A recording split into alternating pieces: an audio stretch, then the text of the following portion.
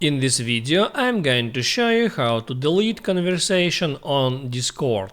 That is quite simple and easy to do, so let's begin. And first open up your Discord app and then hit on these three horizontal bars and there tap on that chats icon to select all your open conversation. And now I can go to some conversation and there first, if I want to delete some specific message, I can do that.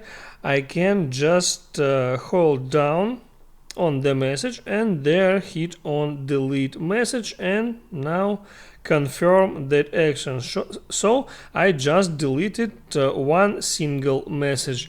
If you want to close the whole conversation, you have to do the following: just hold down on the conversation and there you can hit on close DM like that, and now you see that that conversation was disappeared from here. That is all about how to delete conversations on Discord, so hit the like button and don't forget to subscribe.